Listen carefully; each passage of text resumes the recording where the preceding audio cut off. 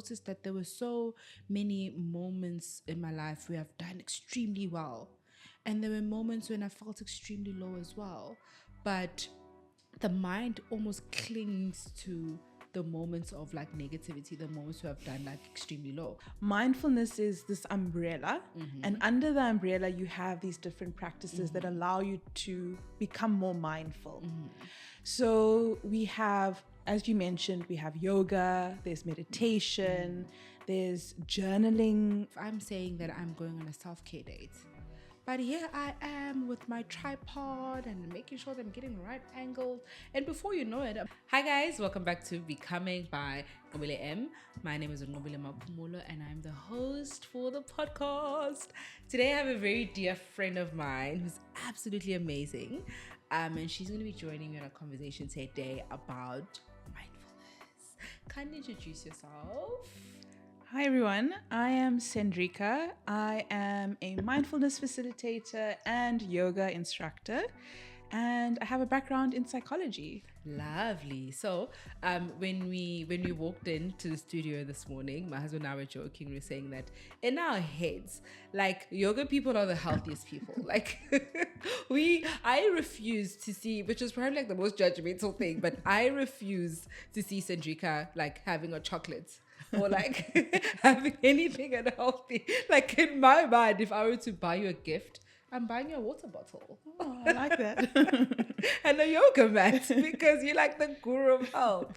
But yeah, like it's interesting how sometimes our perceptions of people can completely change just based on like the job that they do, you know.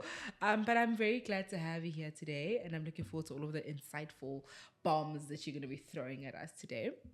So, like we said, like we're speaking about mindfulness, and I know that for me, the concept of mindfulness is something that's fairly like new. It's something that I only learned when I was in the psychology profession. So, do you mind just describing it for us, but like in your words, like what does mindfulness mean to you? What is mindfulness to Sandrika? Yeah, I think the term mindfulness, as you said, has become more modern. A lot of more Yes. people at least have heard the term. Maybe they don't understand it fully, but yes. they've heard mindfulness. It does come from ancient roots, Eastern roots specifically, and has become more circular and embraced worldwide. But for me, mindfulness, the definition per se is bringing the mind to the present moment. So ultimately, it's bringing your mind to the present moment, to the here and the now. That's ultimately what mindfulness is. So we want Psychology 101 just came through for me right now. Exactly. So it's like, our mind has that nature of either dwelling on the past or racing towards the future where we're planning or daydreaming or anxious. And so there's actually research that shows that 47% of the time, our mind is not in the present moment. I actually think it's more than 47%. Like when I think of my mind, exactly. So that means like nearly half our lives, we're not in the present moment, in the now. That's so crazy. I'm gonna tell you something. Like just the other day, we are very routine based people. Like it's so crazy that we go to the same restaurants, like we order the same thing. We extremely routine people. So the other day I was like actually challenging myself. I was driving from home to work, which is about a 10-minute drive, and I actually slowed down. The roads weren't busy, so I slowed down, and I looked. This is a route that I've traveled over 100 times, and I actually just slowed down and I looked around me during my drive to work. It was so crazy how I noticed houses that I'd never seen before. I'd noticed trees that were fascinating that I'd never paid attention to before. I forgot that like on my far left, there's a beautiful view of the ocean, for like a good like 2 kilometers on my drive to work. And it's all of those things that I'd taken for granted because you get so stuck in routine. So I get what you're saying when you're saying that our minds are never here, like our minds are never in the current present moments. Exactly. And just going on that, there's actually a mindfulness skill. When you look at psychology, if you just had to bring that in for a bit, is there's the skill of observing. It's observing what is happening in the present moment. What's happening in my environment? What's happening? What actions am I taking? Yeah. So, and that idea of slowing down the pace we eat, slowing down the how fast we do a task, just slowing down and bringing your awareness, even when it comes to driving, something so simple. It's just about that awareness of bringing your mind right now to the here and now. Crazy. So what does mindfulness mean for you personally? What's been your personal journey with the concept of mindfulness? I know that when we met up a few days ago, you mentioned that you did your honors thesis on mindfulness. What about the concept of mindfulness like stands up for you as a person? So I think what led me to do firstly my honors thesis in mindfulness is that I grew up with values and mindfulness practices. Actually, from a very young age I was actually introduced to meditation and yoga. That must be nice. So I was lucky that when it came to matric, I had all the tools I needed in order to release my stress, to calm my mind, and also to improve my focus and concentration. So that's good. I had already been practicing it for a few years, a while.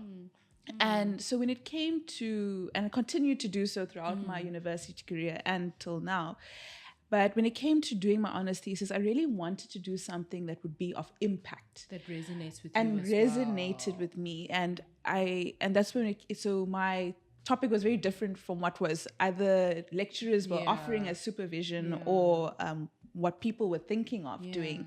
And so I had been involved in a program, a schooling program that was teaching mindfulness to kids in Cape Town schools. And I said, let me help them also on their side, like developing research for their program that they can take to other schools around that's dope. So you benefits. went over and above just a regular honors thesis like me. I tried. Yeah, that's dope. So that's really good. So that's where the intention came from, in that I wanted to build also research for them, but also it was aligned to my core passion and values. And again, it was back in 2017 that I wrote this thesis, so it was also still an emerging topic at that time. Exactly. Okay. So that's interesting. I think judging from how we like regulars do things now, how would you say you being brought up with that being desensitized to the concept of mindfulness, how would you say that helped you, like in different things, like whether it's through adolescence or through, I don't know, like any stages of your life? Like how would you say being so firmly grounded in the concept of mindfulness from such a young age helped you? And I'm asking this because I just had a son. Yes. So when I'm hearing you speak so passionately about how being raised in that space sort of helped you learn how to calm yourself, learn how to manage anxiety and stuff like that, like I'm thinking that, oh, wait a minute, maybe there's something there that we can teach people, on how to implement these things from a very young age. Yes, I think, as now looking back on my childhood and my young adult life, these tools really helped me ground myself in whatever challenges that I was experiencing. And so from that sense, I had tools. And I think as adults, it was only late in life that we develop coping mechanisms or healthy coping mechanisms. 100%. So when it came to that, I firstly had these coping mechanisms that also allowed me to make better decisions in my life in general, And so in that sense, when it came to tough situations, it wasn't, as I said, something to fall on. Yes. Yeah. And to navigate that was already implemented in my daily practice that maybe helped me deal with things with a little bit more ease and a little bit differently compared to with someone who would have experienced the same challenge, but maybe because they didn't have the tools, had no idea how to handle it, and therefore they were maybe experiencing a lot more stress, a lot more anxiety, and then either turn to maybe not so healthy coping mechanisms or took them a long time to find the help that they Yeah. needed to, because they were not also in the right mindset and space to seek that help. I get you. I completely resonate with what you're saying, because I obviously don't have a childhood background in mindfulness. And I know what it's like to like live off anxiety and to get like to develop the tools later on in life. And it's sort of like one of the main reasons why I asked you to join me today is because I've developed an interest in mindfulness for myself, you know, because I have a mindfulness retreat coming up, which I hope you guys are coming to, just by the way. But the reason behind that was because I was just reflecting on my journey over like the past 5-6 years, and I noticed that there were so many moments in my life where I've done extremely well, and there were moments when I felt extremely low as well. But the mind almost clings to the moments of like negativity, the moments where I've done like extremely low, where I felt extremely low. And I realized that, oh my goodness, it's sort of like, not that the mind blocks out all of the good things, all of the positive things, but we forget to consciously be mindful of going back to spaces that exist in our hearts and that exist in our minds, that are able to sort of like evoke positive emotions, that are able to evoke a spirit of gratitude. You know, just remind ourselves that we're not just the negative experience, or you're not just the traumas. Like Nqobile as a full person. Yes, there's traumas. Yes, there's unpleasant experiences, but there's also really good experiences as well. There's also like massive achievements, there's like massive accomplishments, there's great, you know, memories and so forth. And for me, that's what drew me to the concept of mindfulness, of like, actually, let's just pause for a minute, you know, let's just pause and just shift your perspective a little bit, and look at yourself as an entire person, you know.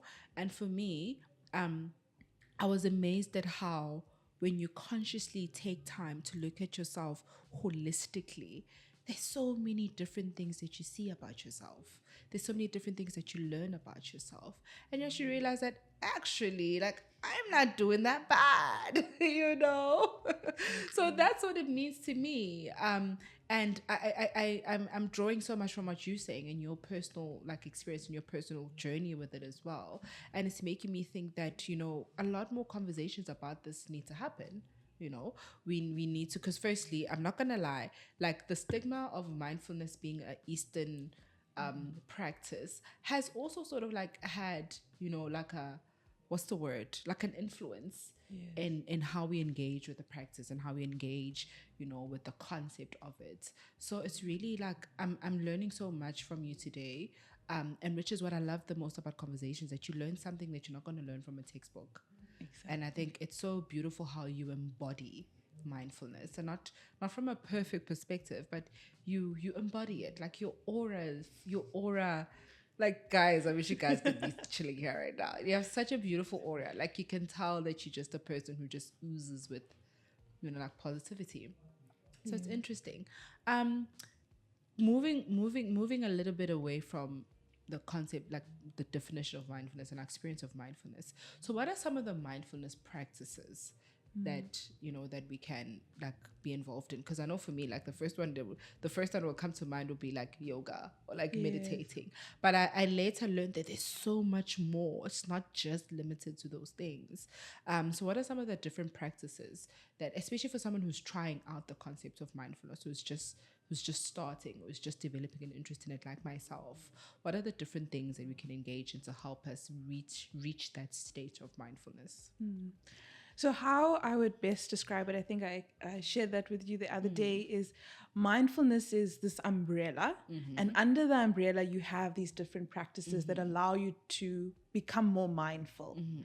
So we have, as you mentioned, we have yoga, there's meditation, there's journaling, any form of mindful movement like dancing, tai chi, martial arts,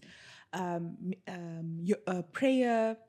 So even just prayer, like just bringing your mind to one focal point in the here and the now, is mindfulness. It's a mindfulness practice. So yes, I think there's so many others that exist. You can just do your research.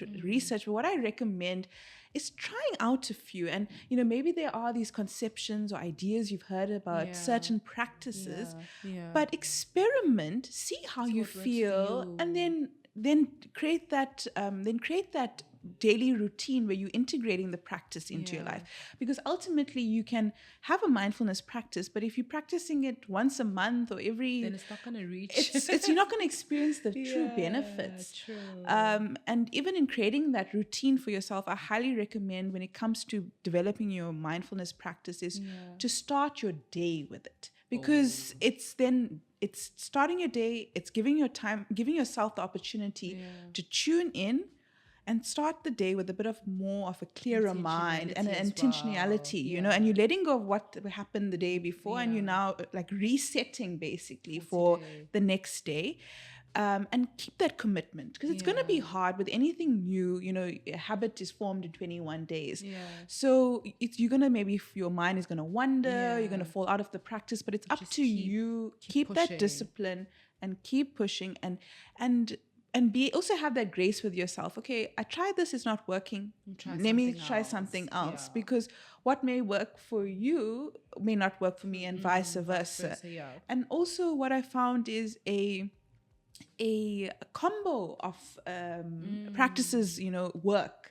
So for example, I know that a bit of yoga, a bit of breath work, and a meditation is like my power package. Okay. That's what I would like. That's what I start my day with.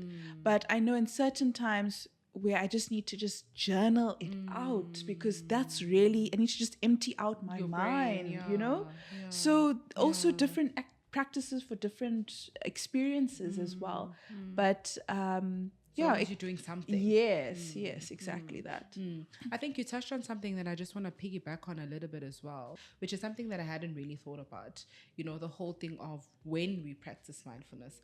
So I thought I could just park my car whenever and just meditate or just pray.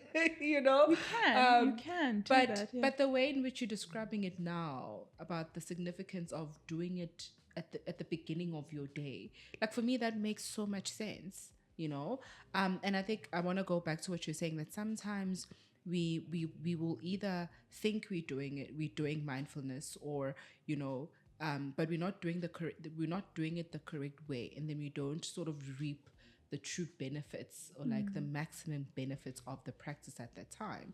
Because like I'm thinking that if I just park my car, if I'm feeling anxious and I just park my car and I pray for like 2 minutes, after praying, maybe I'm going to feel settled for like a couple, and then the anxiety is going to resurface again, because I'm not giving my mind like the right time or enough time. I'm on the side of the road, there's noise, there's cars driving up and down and like so forth, So I think the method, or like the when and how of the when and how you are practicing these mindfulness activities, from what you're saying, sounds like it's also very important. Like it also carries like a lot of weight and can change your complete experience about it at that time. Exactly. Like I think it's also, as you mentioned, it can be up to the person. Some people are not morning people. Some prefer to do their meditation in the evening after a long day. But so it's you've got to again experiment with the time of day and what you want to practice. But I think also experiment with that. Experiment how you would, if you had to start your day, do it at the beginning and see how you feel. Then the next day maybe try in the evening. But I've been practicing my personal practice for a good like over 10 years, and I've just found such a benefit from starting my day. I feel like a little bit more I feel settled, I feel clearer, I feel more solid. Again, because you're just letting go, you're breathing out. For me, the breath work, breathing out what no longer serves me, and feeling, practicing a bit of yoga. So it's that dopamine hit. Again, science behind it all. And then I'm starting my day with that. On a different note. Yeah, on a different note. And it's giving yourself the opportunity as well for some of that. I know it's a self-care, me time. It's being used quite a lot, but it's genuinely connecting with yourself. Before you take on any roles, responsibilities, tasks. That's important. That's so powerful.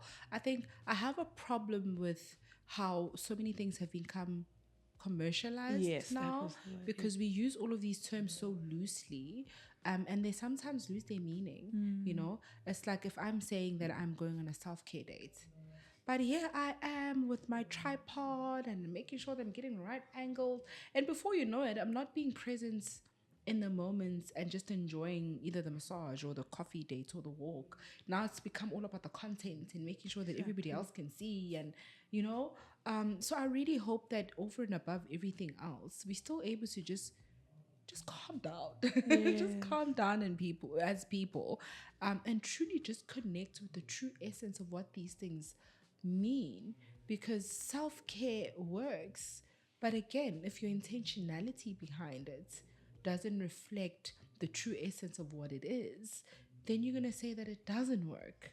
And I've had that sort of perspective about meditation. I really struggle to meditate, you know, but then it's not because meditation isn't working. It's because I don't give myself enough time. You know, it's like what you're saying, giving yourself grace. I love what you said, giving yourself grace to know that the first time around or the second time around or the third time you tried, it's not gonna go like, you It's know, not going to be perfect. it's not going to be perfect. It's like a muscle. You need to train it. Exactly. So I've always been one of those people who feel like meditation doesn't work. But it took me a while to be like, actually, it's because you're not doing it firstly with the right intention, with the right mindset, and you're not giving yourself enough time to be consistent enough to see if it works and how it works for you and how can you tweak it up, you know, to sort of accommodate my personal experience and so forth. So I really just hope, I really just wish that we would just take some time and really just connect with the true essence of what these things are. Exactly. I'm all for social media. Yeah. We're doing this on social media for social media. But I feel like sometimes social media steals time from us. It steals the depth of things and life's experiences from us as well. Exactly. Like even just touching on the meditation aspect, I think like for a lot of people, it's meditating is maybe just sitting by yourself. That's and what TV told us. Exactly. And it's doing this. and doing this, but what does that mean? How you do does you that have you know, what does that mean? So whenever someone says they want to try meditation or they want to, you know, start this mindfulness journey and explore the different practices, start with a guided meditation. There's there's so many 5 to 10 minutes of where someone is guiding you through what to do, the breath work, taking your attention to different parts of your body, taking your attention to the intention of the meditation, whether that's letting go, whether that's being in the present moment. There you have the support. Yes, and you have the support to start.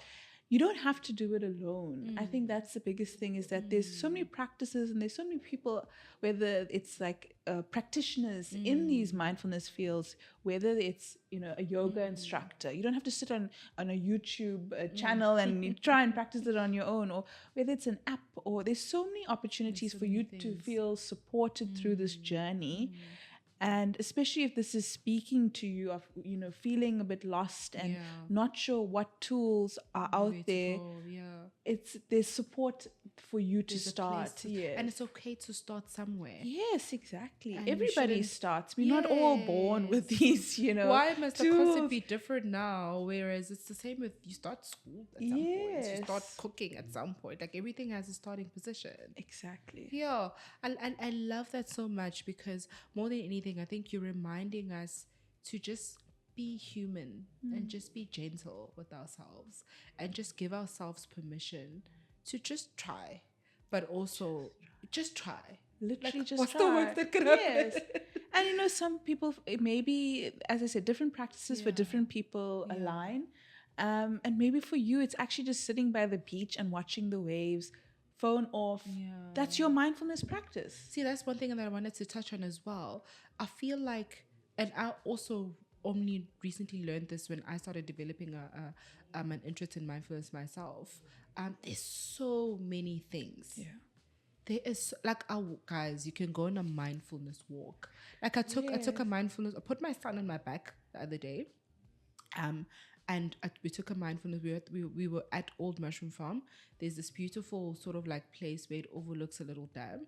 It's literally not even 500 meters.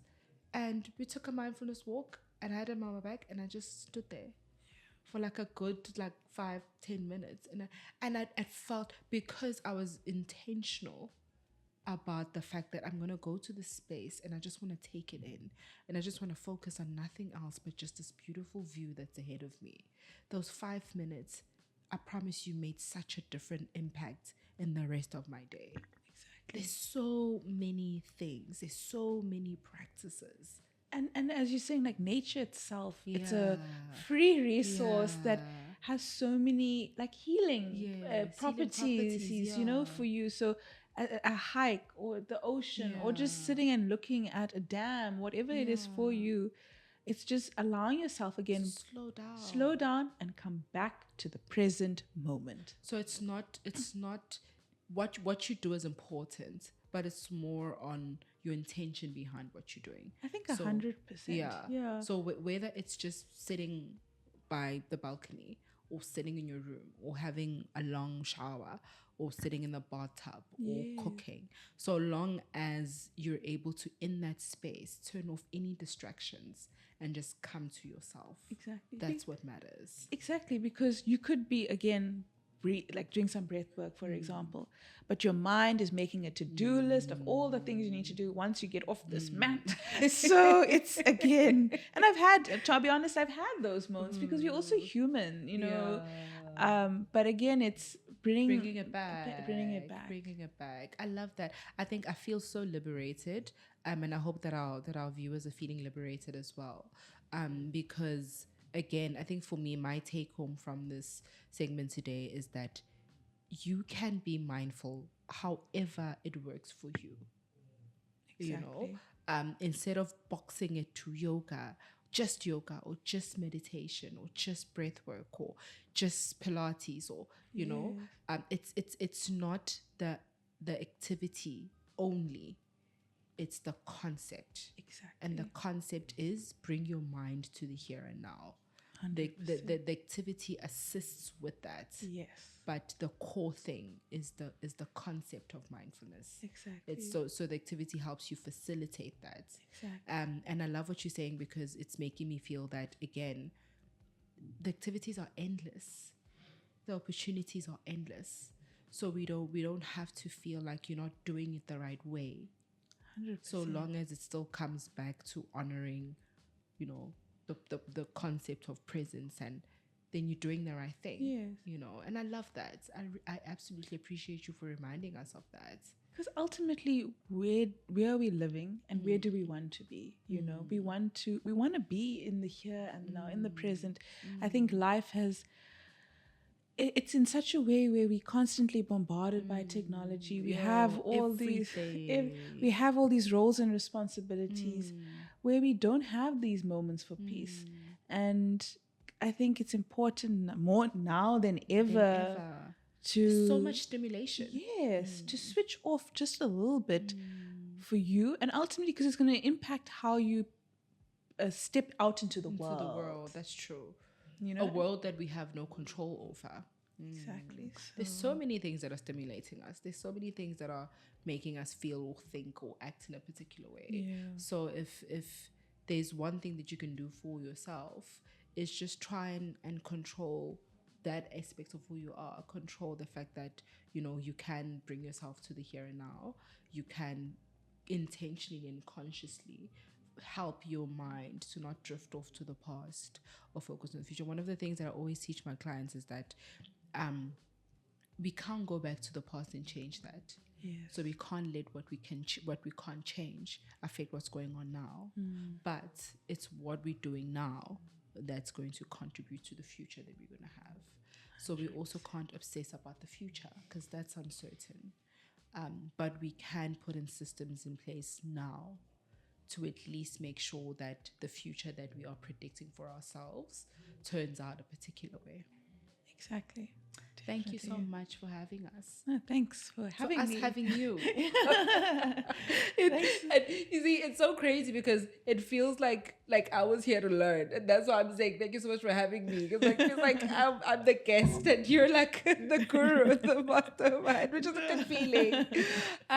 Anything that you'd like to leave us with, like any form of encouragement or a saying or a statement that you live by?